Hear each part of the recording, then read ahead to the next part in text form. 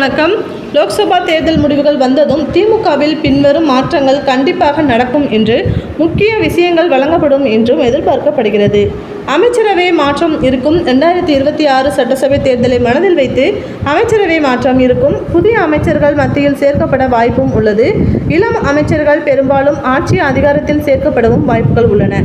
பெரிய அளவில் மாவட்ட செயலாளர்கள் சேர்க்கப்படவும் வாய்ப்புகள் உள்ளது என்று திமுக வட்டாரங்கள் தகவல்கள் தெரிவிக்கின்றன. லோக்சபா தேர்தலில் முடிவுகள் வந்ததும் திமுகவில் 2 முக்கியமான மாற்றங்கள் இருக்கும் என்றும் அக்கட்சி வட்டார தகவல்கள் தெரிவிக்கின்றன. அதன்படி உதயநிதி ஸ்டாலின் துணை முதல்வர் ஆகலாம் என்றும் கூறப்படுகிறது.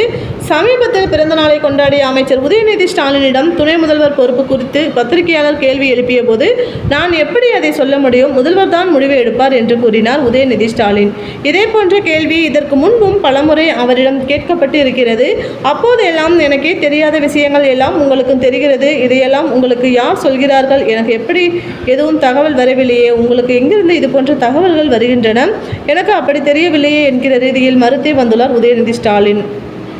ஆனால் இந்த முறை அப்படி எதுவும் மறுக்காமல் அதையெல்லாம் முதல்வர் முடிவெடுப்பார் என்று சொல்லியுள்ளார். அதாவது துணை முதல்வர் பற்றி முதல்வர் முடிவு எடுக்கட்டும் என்றும் உதயநிதி சொல்லாமல் சொல்லியிருக்கிறார்.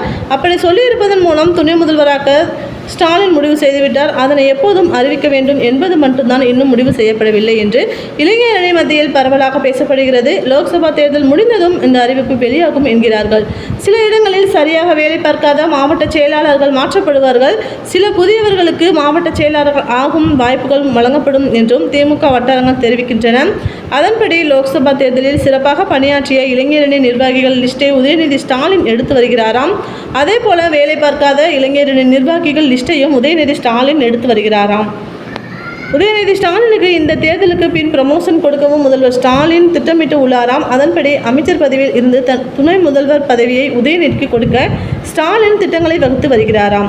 கடந்த லோக்சபா தேர்தல் முடிந்ததும் உதயநிதி ஸ்டாலினுக்கு பாராட்டு தெரிவித்து திமுக சார்பாக அறிக்கை வெளியிடப்பட்டு உள்ளது. இந்த அறிக்கையில் உதயநிதி ஸ்டாலினுக்கு பெரிய அளவில் பாராட்டுகள் தெரிவிக்கப்பட்டு உள்ளது. அந்த வகையில் உதயநிதி ஸ்டாலினுக்கு இந்த தேர்தலுக்கு பின் ப்ரமோஷன் கொடுக்கவும் முதல்வர் ஸ்டாலின் திட்டமிட்டு உள்ளாராம்.